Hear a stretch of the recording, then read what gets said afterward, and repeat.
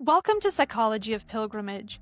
In this episode, I am joined by Roy Peachey, who is the author of 10 books and has 2 new novels coming out this year, one for adults and one for children. Hi, Roy. It's very nice to see you today and to have an opportunity to talk to you about your work as an author, your work related to a charity for which you take people on pilgrimages, and anything else that you'd like to talk about. So I was actually just reviewing your website, your author page on the website, and you have quite a collection of works that are primarily based around religion, religious education, journeys, the First World War, which is how we sort of came into contact here. And so if I was going to say there's a theme here, I'd say you've done a bit of writing about pilgrimages, either directly or indirectly. And so I'm looking forward to hearing more from you about your long career as an author and anything else you'd like to introduce here. Thank you very much, Heather. That's really kind of you, and it's really good to be on the podcast. Yeah, I'm difficult to pin down, I guess, because I've written about a few different things, and I've had few different roles as well in my life. So I've written some fiction, both for children and for adults, and at least a couple of those books deal with the question of journeys, stroke pilgrimages, and maybe we can talk about the differences or the similarities or the overlaps there a little bit later. I've also written about education and literature and history, and a book on travels in radical Christianity, where I've visited various countercultural groups, which led to me going to some really interesting pilgrimage sites, places like Knock in Ireland, a tiny little monastery in Orkney off the north coast of Scotland. So, yes, pilgrimage keeps on coming back. And in my own life, there's also been a real link with pilgrimage as well. So I grew up in Kent, in the south of England, very close to Chaucer's pilgrim route. So Chaucer's pilgrims passed through Rochester, which is where I grew up and where I went to school. And I now live just across the border in Surrey, very close to the Pilgrim's Way. And as you say, I work now for Mary's Meals, which is a wonderful charity, a school feeding charity.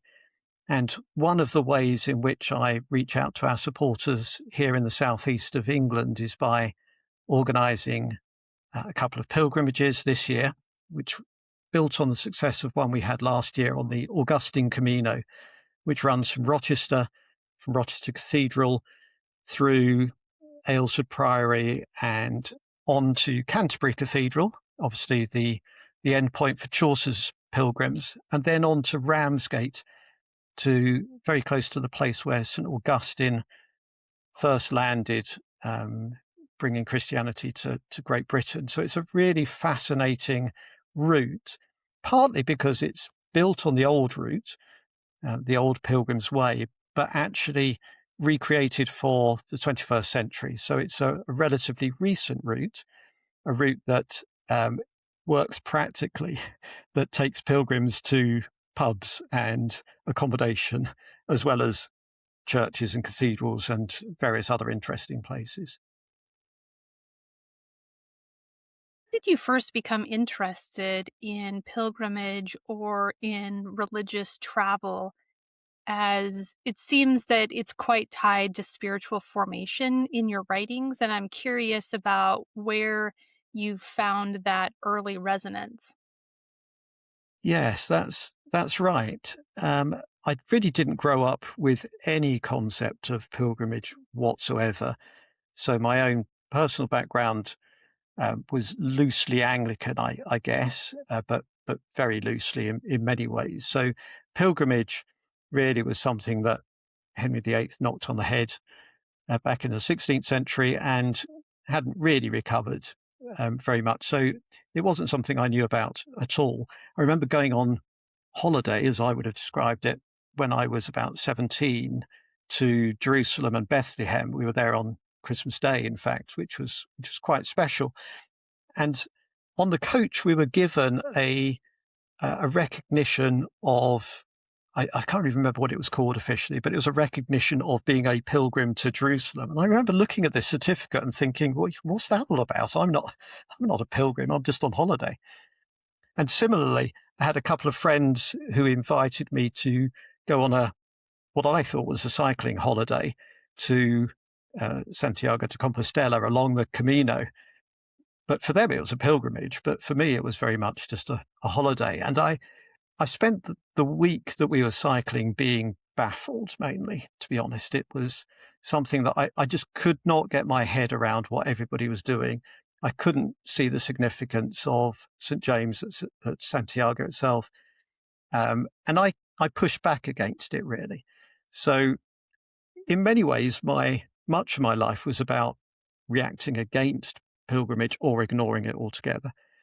And I suppose that probably all changed when I started to become interested in the Catholic faith. And my one really significant moment was when my fiancée of the time, now my wife, invited us to, she suggested that we go away for the weekend to some friends of hers in Yorkshire, which I thought was a great idea. What I didn't realise were these friends of hers in Yorkshire were actually Benedictine monks at Aberforth Abbey. So I'd never met a monk before. I had no idea what monks were like. But anyway, I really got on very well with one of these monks. And he took me for a long walk over the Yorkshire moors. And I threw all of my objections to the Catholic faith at him, and he calmly dealt with them as we were walking. And it was only really when I was thinking about this show that it occurred to me that it really mattered that we were walking, actually, that I hadn't really thought about it before. But the fact that he decided, let's go for this walk, it was a glorious April day. The snow was still on the moors. So a really bracing experience in beautiful, beautiful scenery. And that was fairly significant. So then after a while, I became a Catholic and started to go on pilgrimages. So I had some fairly significant moments in places like Lourdes and Rome. But for each of these pilgrimages, I really only experienced them as partly as a pilgrim, partly as a tourist. So we were flying to the places, we were getting coaches and so on.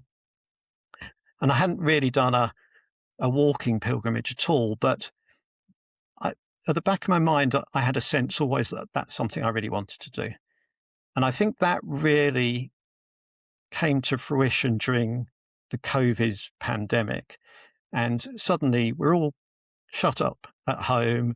Everything's happening on Zoom or on the computer on the one hand. But on the other hand, actually, I had time. It was quite a difficult situation at work. I was put on furlough, so I was temporarily not working. Finances were very tight.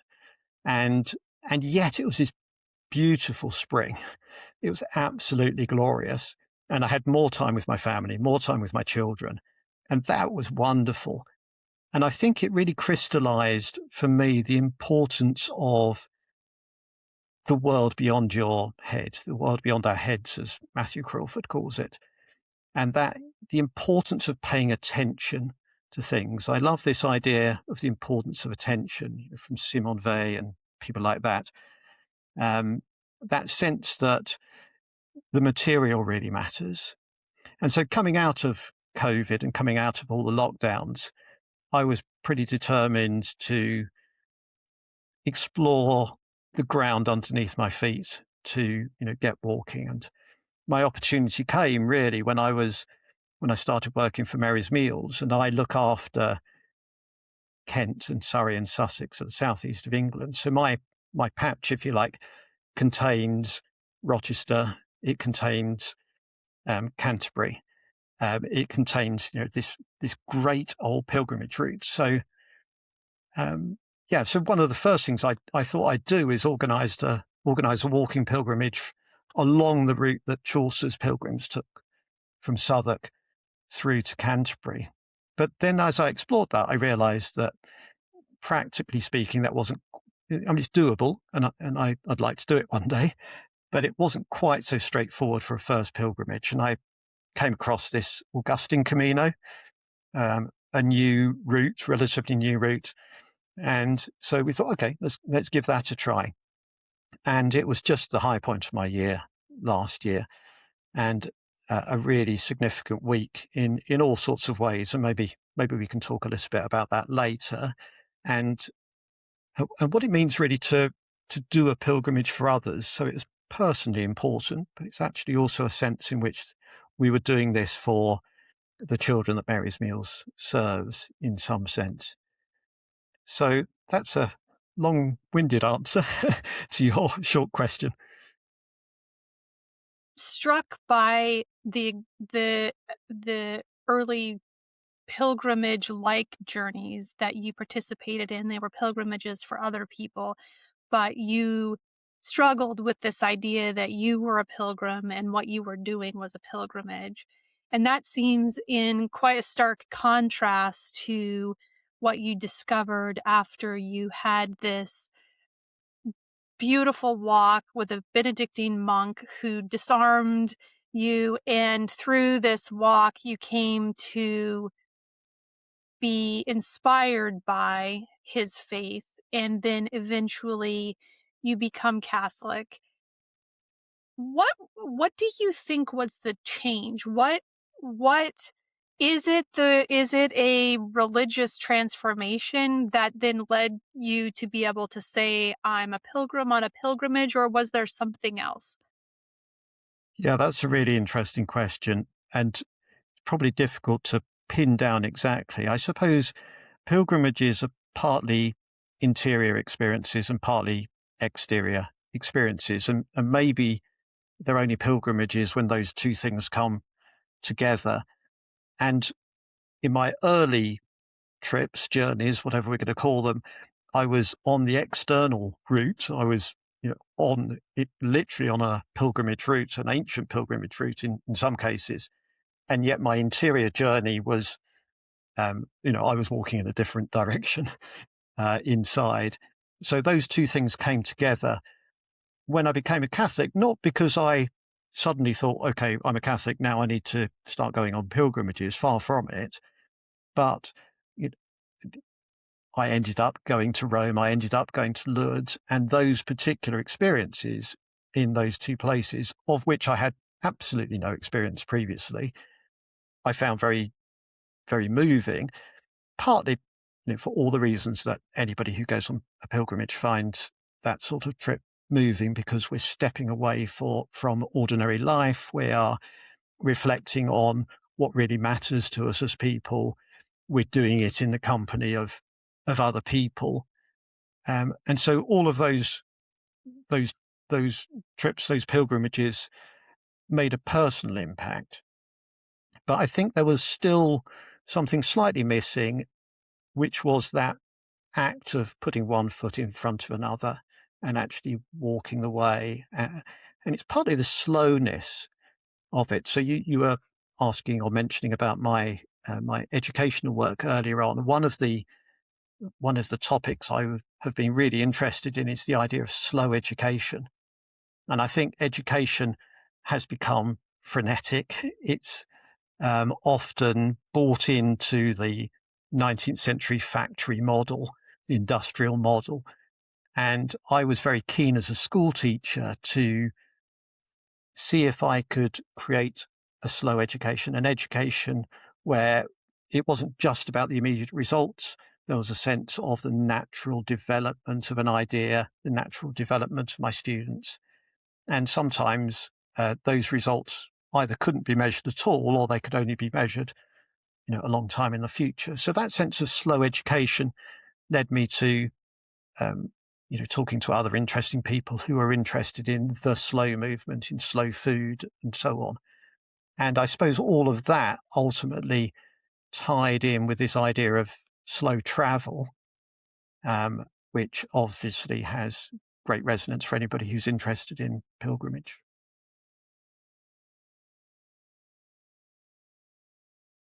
I'm not familiar with the slow movement. I don't want to make assumptions. I think I understand what it is. Could you could you just expand upon that a little bit for me so I make sure I have a solid understanding? Yeah, so it really emerged out of um, Italy initially, and it was a bit of a reaction against industrialization and industrialization of food in particular, the loss of a local food culture, the fact that um, local gastronomy was being bulldozed. Um, the particular starting point was the building of a McDonald's, I think it was, at the near the Spanish Steps in Rome, and this caused a huge furore. And eventually, that was stopped, but it galvanized a group of people into creating this slow food movement, which is not about eating slowly, or that might be part of it, but it was about slow preparation of food. It's about taking time to eat with others. It's about very much about protecting local foods, local food cultures. And then that had a knock-on effect into all sorts of other areas. So quite a few geographers I've met are really interested in the slow movement, whether that's to do with, as I say, with slow travel, whether it's to do with education. And I think what all of these particular movements have in common is a suspicion of the industrialization of culture in its broadest sense.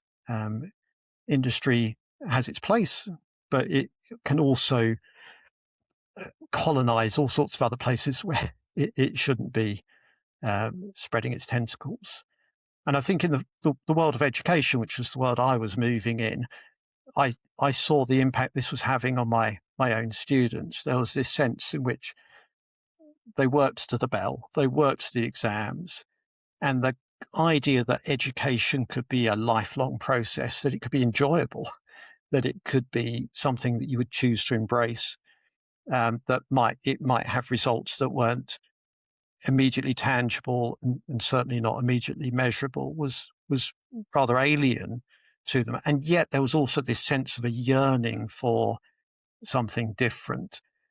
And I suppose we see that with lots of people who are attracted to pilgrimage as well, that they're often caught up in a frenetic lifestyle, a lifestyle that they feel they can't break out of. And yet even that act of breaking out of it for a day or a week can have dramatic impacts. And sometimes, for some people, they radically change their lives. I know some of the people you've spoken to on the podcast have walked to Rome, and they've done all sorts of amazing things, and often in response to a dissatisfaction with the industrial or post-industrial world that we all necessarily live in.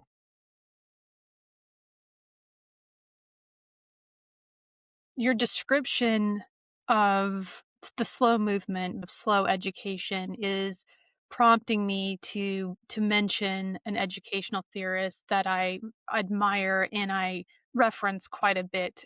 His name is Jack Mesereau, who he wrote about transformative or transformational learning. And it's a developmental model wherein one of the steps is encountering disorientation or becoming disoriented as a step towards transformation. And it does seem to me in much of education, and I fear it's getting worse with the rise of online education and coursework that's completed online and modules and submodules that students are working to the module and working maybe to a discussion question rather than learning. And so I'm really interested to learn more about this slow education movement, that it sounds like I'm late to the party, because I'm seeing even in with my students, often there is a sense that one is just working to the assignment end or to do the paper rather than taking the time to learn the material or to even better, uh, be inspired to go learn about something related to the material that may not be directly required for the coursework. Yes, that sounds very familiar.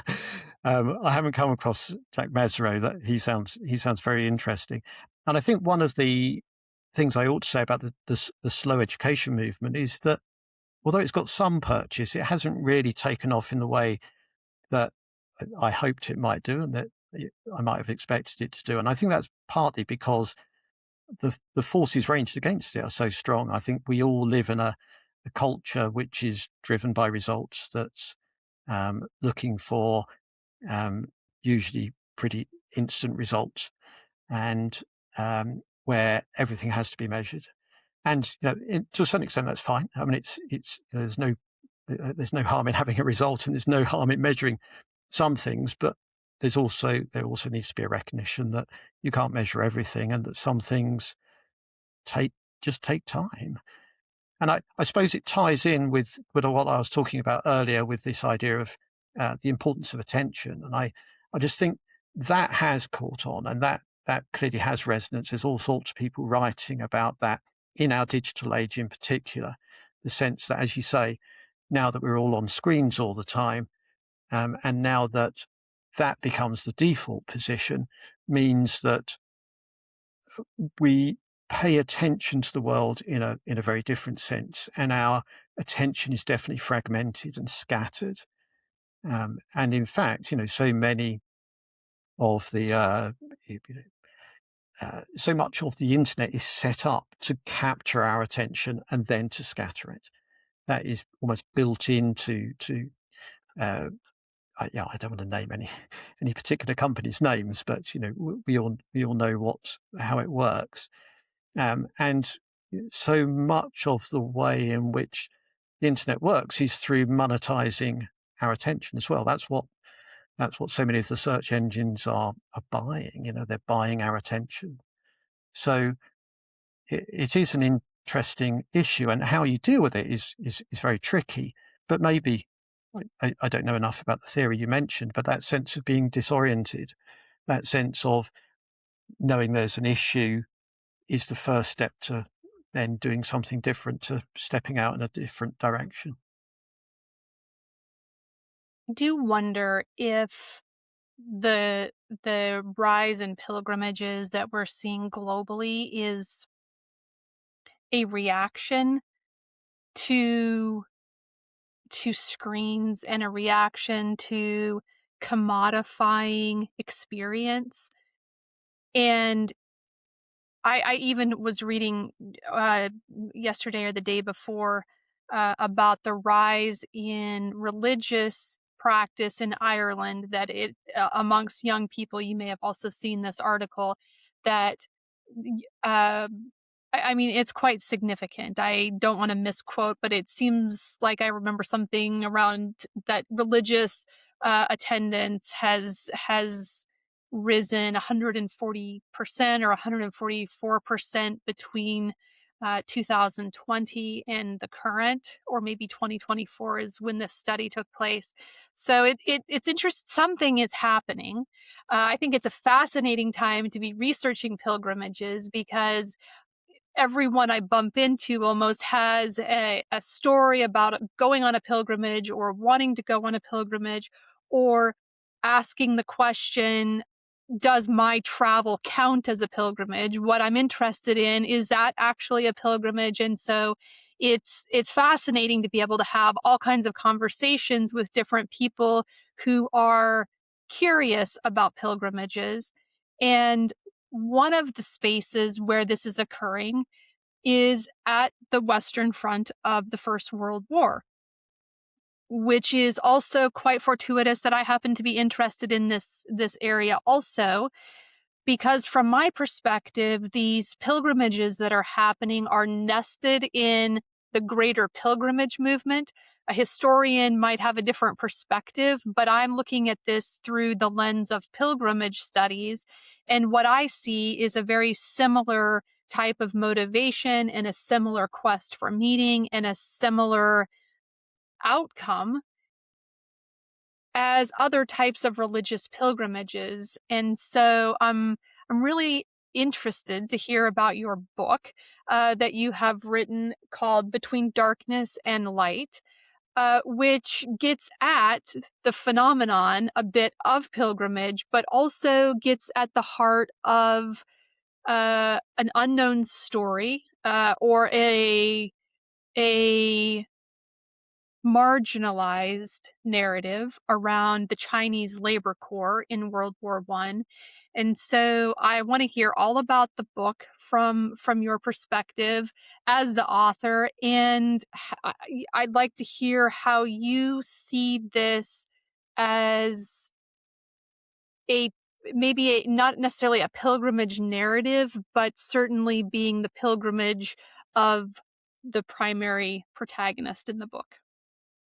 Yes, that's it's a fascinating topic, and it's a topic, as you say, that is marginal or has been marginalized. So I was I originally I studied history at university. I did a history degree. I went on and I taught history in schools, and then I went back and studied Chinese at the University of London. I was doing an MA in Chinese studies, and while I was working on a particular topic, I was browsing through the library.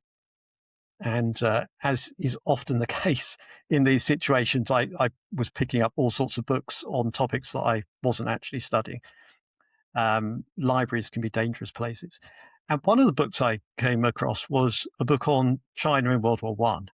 And I, as I say, I'd studied history at university. I'd taught history in schools. I had no idea that China had been part of World War One, which tells you more about my ignorance than anything else. So I read this book and I was absolutely fascinated by it, and in particular by this story of the Chinese Labor Corps.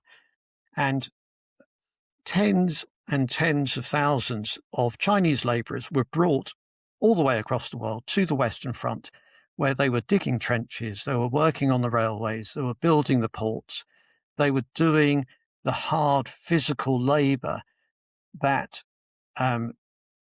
previously had been done by the Brits and the French and so on, in order to release the Brits and the French to go and fight.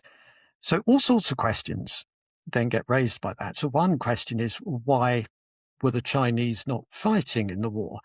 And the Chinese government had offered Chinese troops and had been turned down.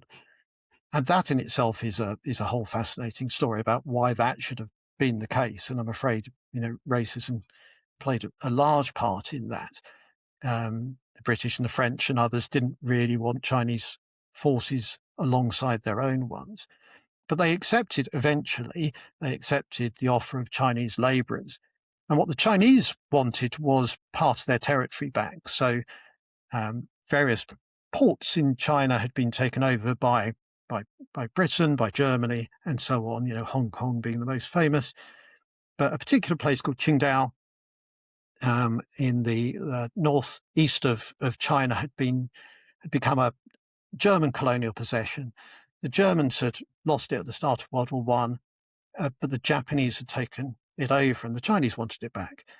And so as part of their bargaining chip for the eventual peace treaty that would come at the end of the war, they offered these laborers. So the laborers came to this epic journey around the world. And the idea was, the contract said that they should be well away from the front line. Now, that didn't always happen. And quite a number of them ended up dying in various ways. And so in the story of in Between Darkness and Light, I chose to tell this unknown story about World War One, or largely unknown story about World War One, from the point of view of a man called Wang Weijun, who was a translator for the Chinese Labor Corps. So he was Chinese, but an expert in English and French. First part of the book, he is kicking against his family background and his Chinese background. He has what I describe as a one-eyed admiration for the West. And in fact, he loses an eye in a childhood accident, a game of William Tell that goes wrong. And he travels to the Western Front as a translator and then has various experiences there. So the core of the story takes place in and around a place called Noyelles-sur-Mer, which is at the mouth of the Somme, and today it's just a tiny little village, really out of the way, off the tourist track largely. But I was really determined to visit this place. So a few years ago, we were on holiday as a family in northern France, and my very tolerant family allowed me to disappear for the day, and I caught a train across northern France, found this village, walked through the village to the Chinese cemetery at the other side of town, and there was a cemetery which is just like any other World War I cemetery. It's the white headstones, it's the serried ranks, and so on, but with one or two crucial differences. One of the differences is that there was a beautiful Chinese arch at the entrance, and the other difference was that this was a Chinese war cemetery. So there's something like 841, 842 graves in this particular cemetery. So I was spending some time in this cemetery. It was, I guess, a sort of pilgrimage for me. And there's, I don't know, you're probably much more used to this, Heather, but I felt a slight awkwardness. So I traveled for quite a few hours to get there.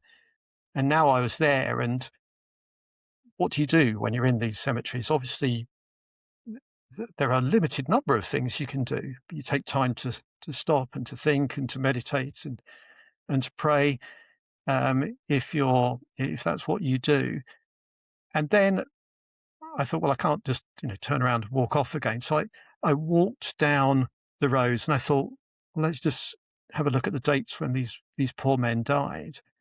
And I came across one who died on November the 11th, 1918. So the day of the armistice, the day the war ended. How unlucky can you get? Well, it turned out that the answer was you could get an awful lot unluckier than that, because I moved on to the next grave. That person had died November the 12th. And then the next grave, November the 15th. And so on, down that row, down the next row, and the next, and the next, and the next. And just over half of the men in that graveyard had died after November the 11th, 1918. And suddenly you think, well, wait a minute, this is the story. What on earth is going on? Why are so many people dying after the war has officially ended? And thinking about that and exploring it and researching it, I came to the conclusion that, well, part of the conclusion is that, the war didn't end when we say it ended traditionally, or it didn't end for everyone at that point. The last grave, the latest date in that graveyard was 1922. So for 4 years afterwards, so what's going on? Partly it might have been Spanish flu, so-called Spanish flu, not actually Spanish, and various other diseases, perhaps, but also a large part of it was that it was these Chinese labourers who were doing battlefield clearance, which sounds so innocuous, but was actually really deadly. So after the war ends, you've got a huge areas of land which have been fought over, where there's unexploded ordnance, where farmers simply cannot go. I mean, even to this day, actually, there are places where you simply cannot go because it's too dangerous. And the Chinese and other labourers were clearing these battlefields. And so there was accident after accident, and people were being killed left, right, and centre. And it was also these Chinese labourers, among others, who were actually creating the graveyards, creating these famous World War cemeteries that we all visit. And yet the people who created these sites of memory were themselves forgotten. In some ways, they were literally painted out of the First World War narrative. So there was a great picture in the Pantheon in Paris showing all of the different nationalities who had contributed to the war effort. And in the early drafts of that, the Chinese were there, And then the Americans joined the war. And obviously, the Americans needed a place in this picture. So the Chinese were literally painted over, and the Americans were put in their place. And that's kind of how it's been ever since. This 100,000 plus labourers who did so much and died in such great numbers are almost completely forgotten. And in Britain today, there is no permanent memorial to these Chinese labourers. So I wanted, in novelistic form, to create a memorial for them. I actually dedicate the novel to the memory of the Chinese Labour Corps, because we every November the 11th we say, at the rising of the sun and its setting, we will remember them, and yet we don't remember everybody. So I wanted to remember these important labourers, and then in so doing, in telling this story, I wanted to touch on all sorts of other themes as well, about the meeting of East and West, about questions about war and peace, and so on.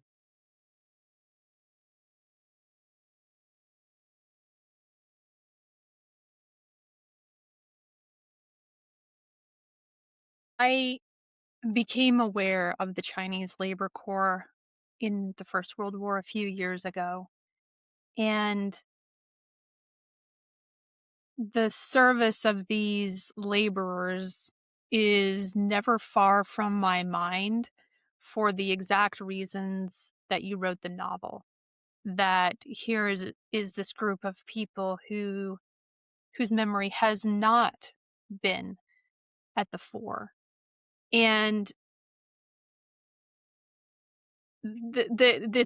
I didn't know about the painting, so thank you for telling me about that. I will be learning more about that. There's a lot that's very heavy, actually, what you've described as the laborers being painted out so the Americans could be there. That's probably 10 podcast episodes in length to discuss. I also want to hear about how you address in the novel this idea of not having a grave to come to, what this collective grief could be, what it's like then as inherited by descendants. What does it mean in the context of your book? Yes, well, there's that itself could be several podcasts worth of material. When I originally wrote the book, I actually set it originally in the 20th century with one of the descendants of the main character, who was French Chinese, and gradually discovering something about his roots. Now, in the end, the book became absolutely unwieldy, became absolutely huge. So all of that section in the late 20th century was cut, and I just concentrated on the story of the war itself and the lead up to it. But this Chinese translator, at the end of the war, he finds himself doing some of this battlefield clearance, and then really kind of becomes stranded in France. So he himself has to learn how to grieve for his lost childhood, for the family that he has rebelled against, as well as for his friends and his colleagues who don't survive. So the story is very much about the formation of these sites of memory, if that's what we're going to call them, the very early stages of the Commonwealth war graves. And but lurking in the background, as you say, is this whole question of meaning and memory, a collective memory, and how do we come to terms with the past and with this particular aspect of the past in particular, if there isn't a visible site to attach those memories and that grief to. I would love the opportunity at some point to interview someone who's made a pilgrimage to this particular cemetery because they are a descendant or have some other familial connection to someone who's buried there. I do know that pilgrimages seem to be increasing. I have seen buses of pilgrims going to this particular cemetery. When you were there any other visitors or pilgrims, or was it quite a solitary experience for you? Yeah, it was quite a solitary experience. I mean, there were one or two other people there, but it really was only one or two other people. And I'd, as I say, I'd gone under my own steam rather than as part of a group. But there's been quite a lot written about now. There's been quite a lot written about the Chinese experience in World War One, partly by some historians in China, some in France as well, and that has certainly increased awareness of the cemeteries themselves, both in China. It's raised that awareness, and also to a certain extent in the West, but only to a certain extent, I think. I think you need to have a sequel. I'd like to actually see this other bit because I do think it positions the story exactly where the story is at this point, which is where family members are making discoveries about their family, and that is prompting them to go visit the Western Front in droves. This is not an insignificant phenomenon. Yeah, yeah. Yeah, well, any publishers out there who are listening into the podcast, I'm always happy to chat. But I think you're right. I think what you said much earlier about the fact that um, people are undertaking pilgrimages on a much bigger scale is certainly true. When I cycled the Camino de Santiago, it was there weren't huge numbers doing it at all at that point, and that wasn't that long ago. Whereas now, huge numbers do it, and one of the interesting things we found is that having started with a pilgrimage for Mary's Meals last year, we're now offering several pilgrimages this year, and there definitely seems a real interest in that. And in the UK, as in America, I guess, well, no, as in America, I know there has been a real uptake in interest in pilgrimages, and there's been a popular BBC program over here where people from all sorts of different backgrounds are brought together for various pilgrimages, and that's obviously had a big impact on them, but also had an impact on quite a number of viewers over here. So I think there is definitely a sense post-COVID, as you mentioned as well, that people are wanting to make those physical journeys, um, as well as having that great interest in family history and the impacts that various conflicts in the past have had on people's own families. And I guess as well, because we're living in such uncertain times and present conflicts make us think about previous conflicts, and Mhm. we want to we want to learn lessons from that, even if we're not quite sure how to learn lessons from them. It does seem also I first learned about this from Anne Bailey, one of my colleagues in pilgrimage studies who is British. During our discussion on a podcast episode last year, she was telling me about the that relics are becoming more prominent within the Anglican Church, which was shocking to me. Uh, and I wonder about the pilgrimage phenomena that we're seeing, the draw towards orthodoxy that seems to be appealing to a lot of the West, and even more so with young people. It does seem like it's all going somewhere, and that somewhere seems to be the same place. And so I would imagine that as someone who did not grow up Catholic and you are now Catholic, you may have additional thoughts about this intersection of the rise of pilgrimages and the rise of more orthodox practice. Yeah, that's really interesting. By coincidence, I was giving a talk in an Anglican church this afternoon about pilgrimage, and one of the points that was raised was that there is a church in Canterbury, another Anglican church in Canterbury, which houses the skull of St Thomas More. Mm. So this great Catholic saint, who's he's had this very public falling out with Henry VIII, and his skull ended up in this particular church, having been rescued from a spike above London Bridge by his daughter. And now the church is wanting to turn it into a major pilgrimage site.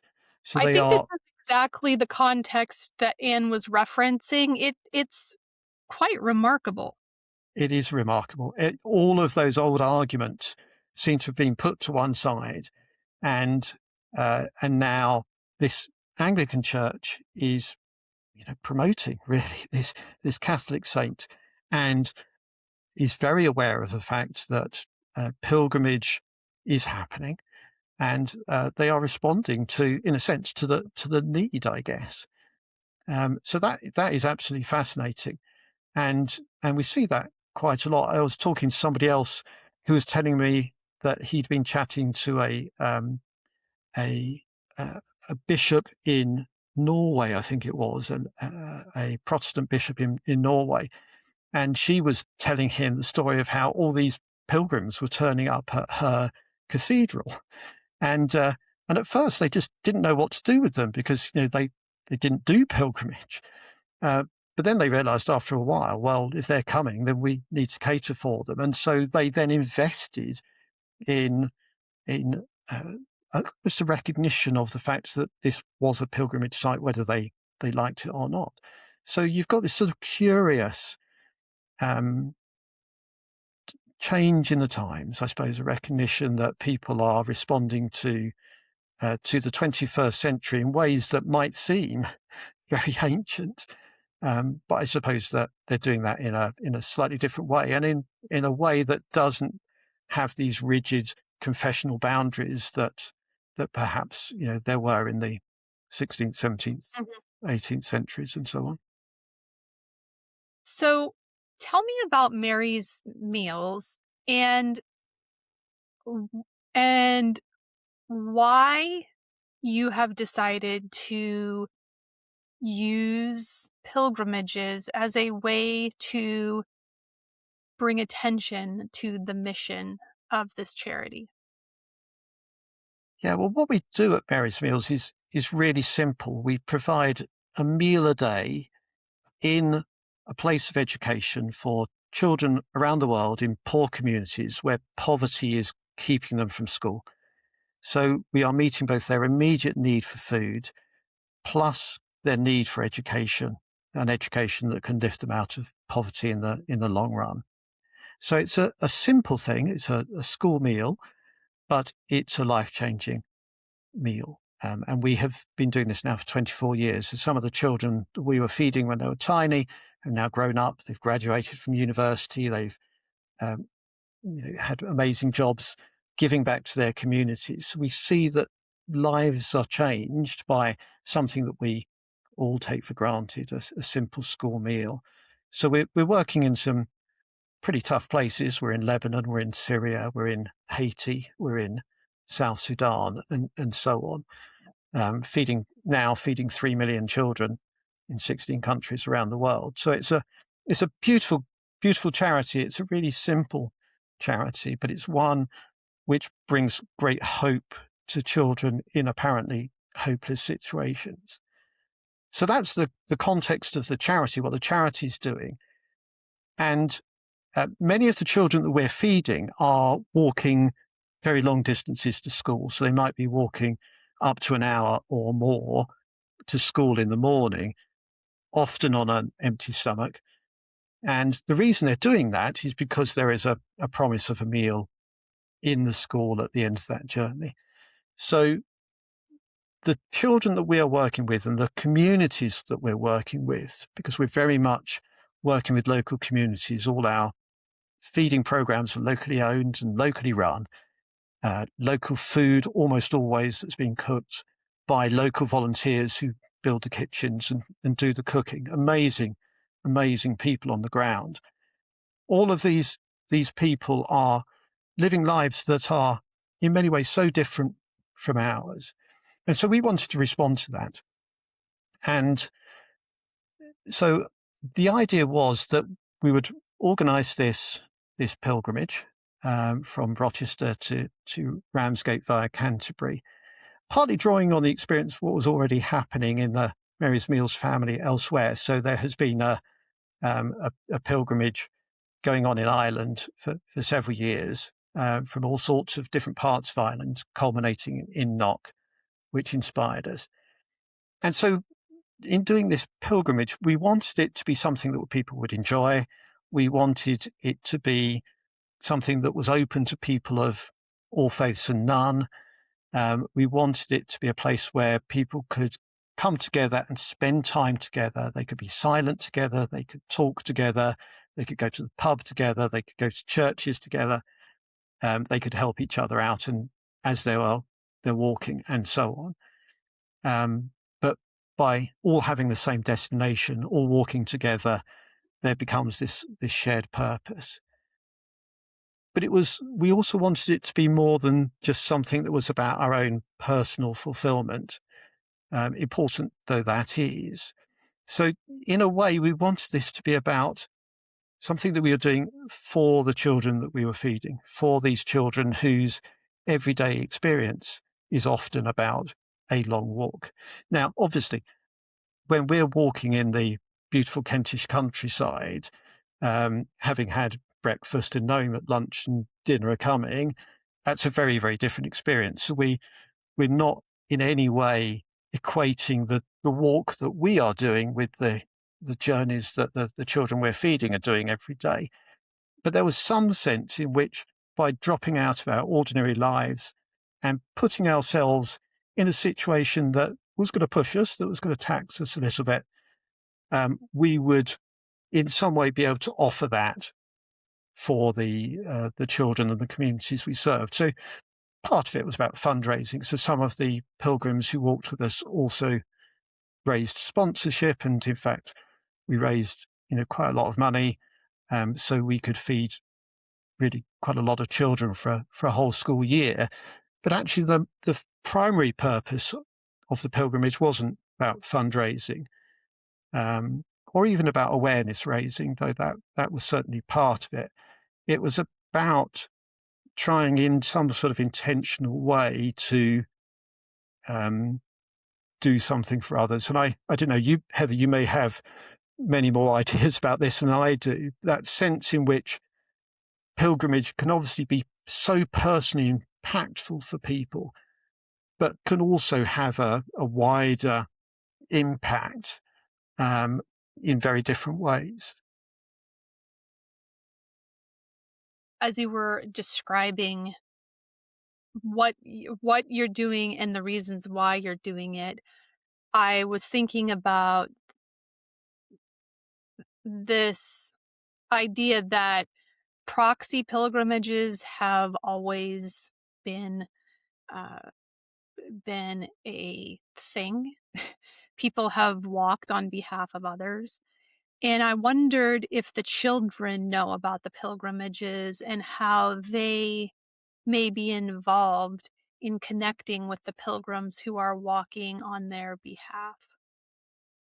Yeah, that's a really interesting question.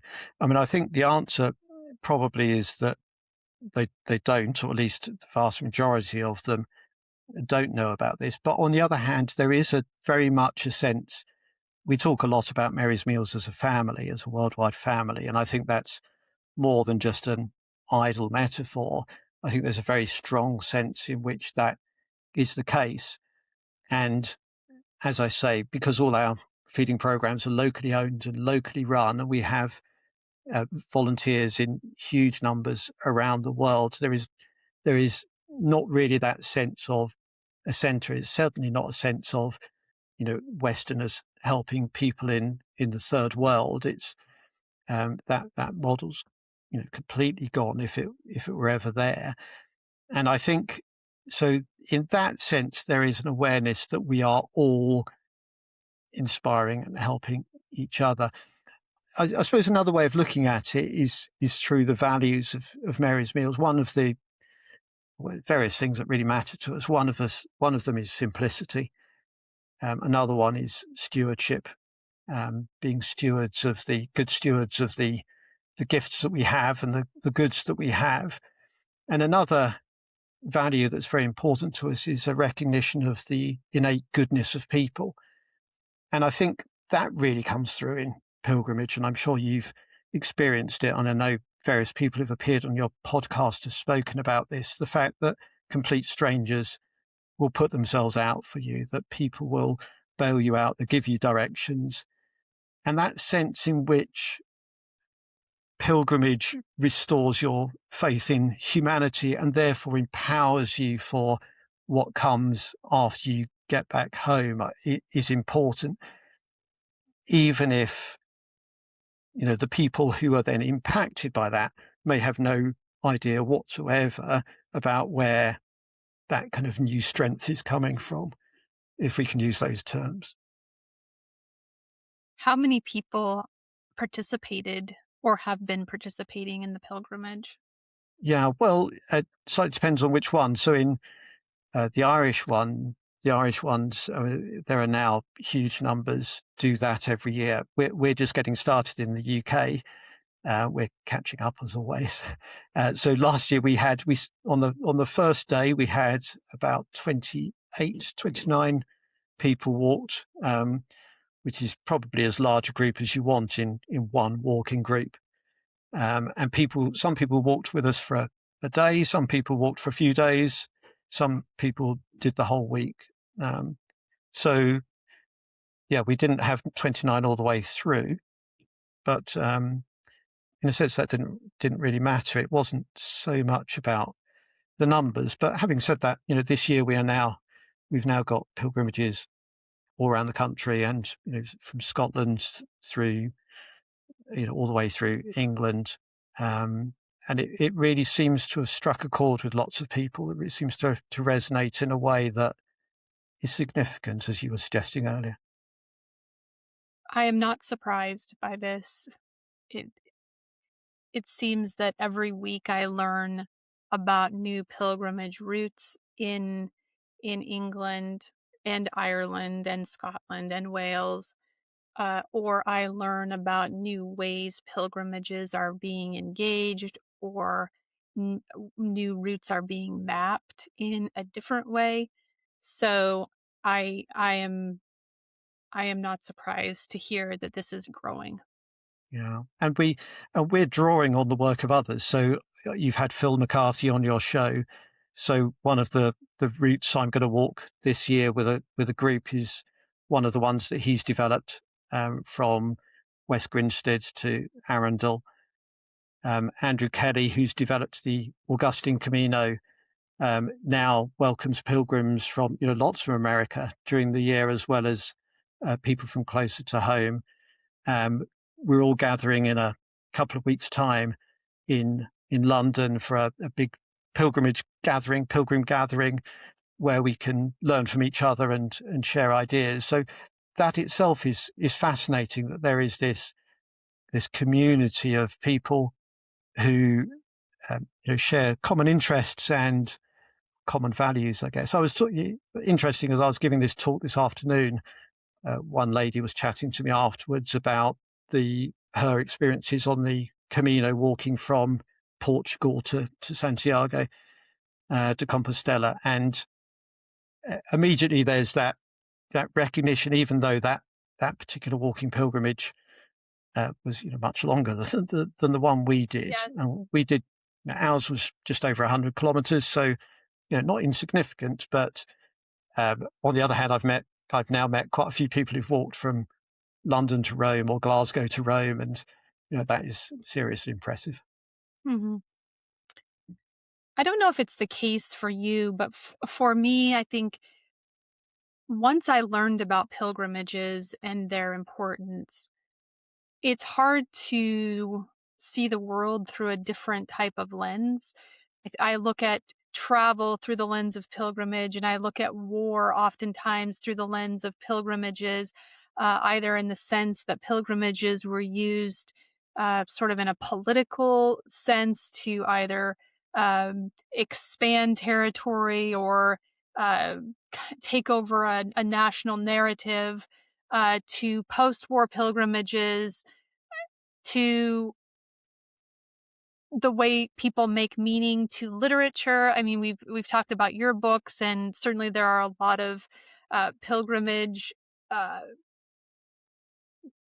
books that have been written throughout time. I just had this impulsive thought about a post I've seen a couple of places this week that Canterbury Tales is on a list of books that is questionable. Is that inaccurate? Have you heard about this? Is this just completely false news? It's fake news?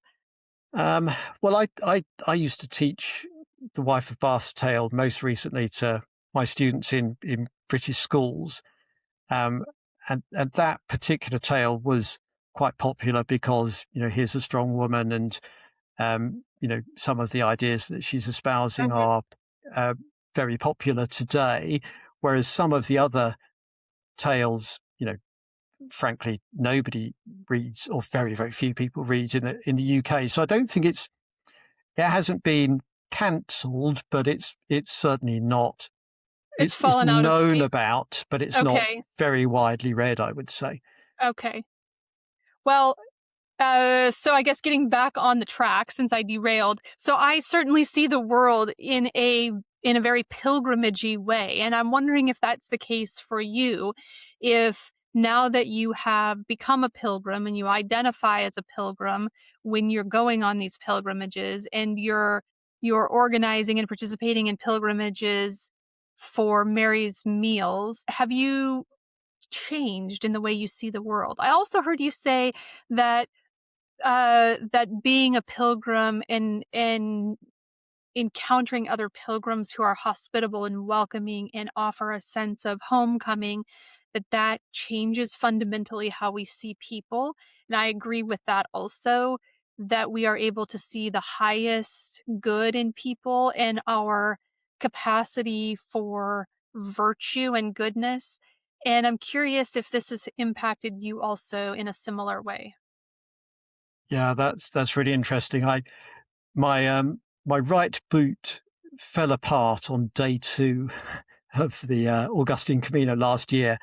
The sole came away from the rest of the boot, which made it rather awkward. But one of my fellow pilgrims rescued me and did some running repairs, only for my other boot to fall apart on day 5. But we did more running repairs then as well. So there was definitely that sense in which we were all looking after each other. That was really lovely.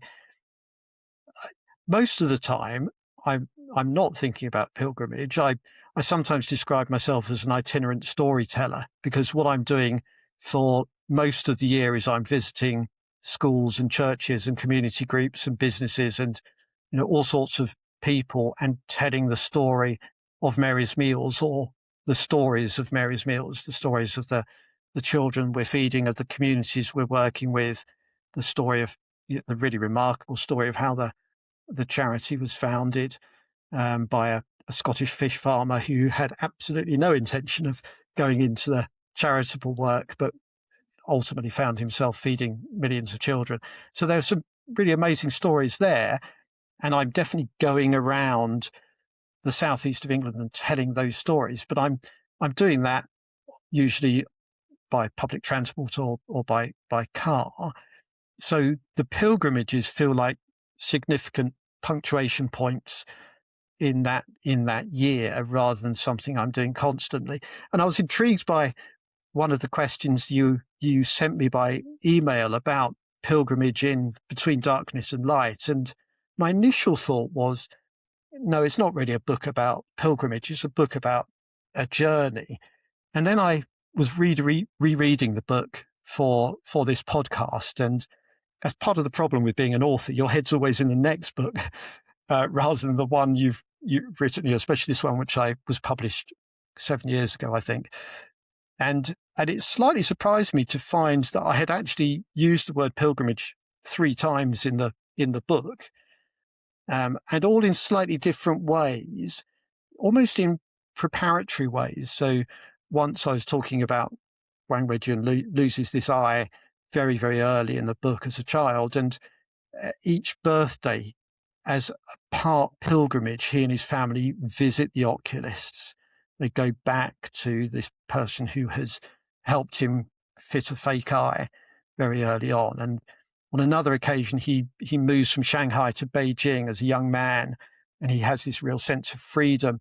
And he goes on what I describe as a pilgrimage to the remains of the Yuanming Yuan, the Garden of Perfect Clarity, in one of the old imperial gardens in Beijing, which had this kind of very interesting history that was partially Western and partly Eastern. And then another occasion, the third occasion when I mentioned pilgrimage, was very much tied to cemeteries. And that was about traditional Chinese cemetery rites. And I'd completely forgotten that I'd done that. So then your question made me think about was his whole journey from China to Britain to France, in a sense, a different type of pilgrimage, a pilgrimage that was trying to bring all of these different incomplete pilgrimages together. And I suppose it all ties in with this, great metaphor, or this great idea of life being a pilgrimage. And in many ways, that's really central to the Christian tradition, that we're all banished. We're in a vale of tears. We're in exile, but we're in an exile. We're on a pilgrimage to. Partly it's a return journey, and partly it's a journey to somewhere new. So I think that idea of life as a pilgrimage resonates with a lot of people, whatever their faith background. And I don't know, part of the time I think the idea of pilgrimage could become too loose, so it could describe any type of journey, interior or exterior, and perhaps begins to lose a bit of meaning if you take it that far. But on the other hand, as you say, I think there is certainly a sense in which the idea of pilgrimage brings together what can often feel like the randomness of our lives into something that is a meaningful journey, or a journey at least towards meaning, which is so often what people are looking for, aren't they? I think the modern world in particular is a confusing place. There are forces acting on us from all sides. We are very small features of very complex worlds. We are sometimes treated as small parts in complex machines, and we don't want that. We want something that is where our lives contain a much bigger meaning. And my personal feeling, my personal beliefs are that we are part of something much more meaningful. And my work for Mary's Meals is about precisely that. I think it's about seeing the innate goodness in everybody, in the communities we help, in the supporters who help us, in in the people we meet, in the work that we do.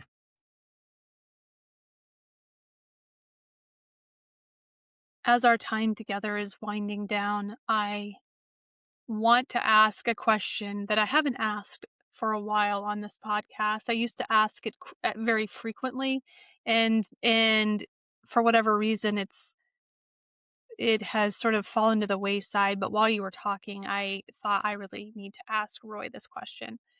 What is a pilgrim?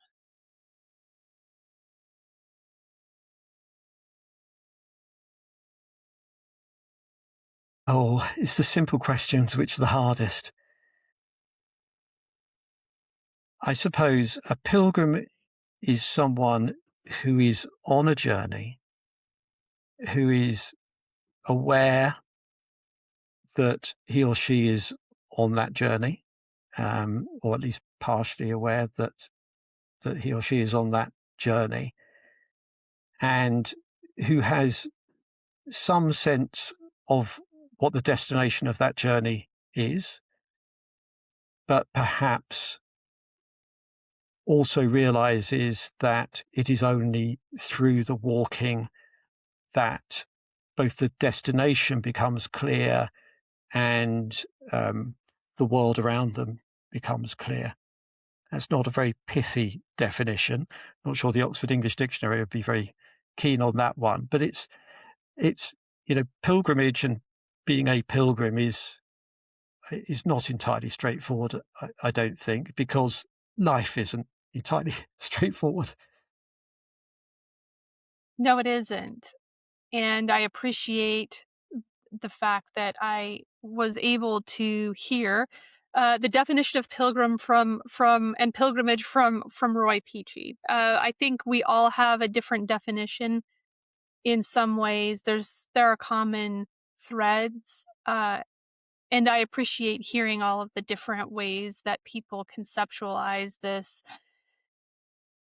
seemingly simple but complex identity of a pilgrim, and also what characterizes a journey as a pilgrimage.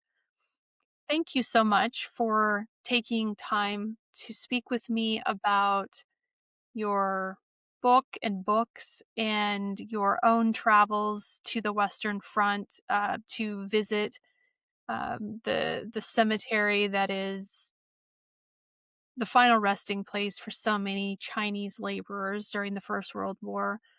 And also, thank you for sharing about your work with Mary's Meals and why you're doing what you're doing and how you have incorporated pilgrimages into the mission of what you're doing and as a way for supporters to come together and raise awareness and funds and be a part of this bigger family.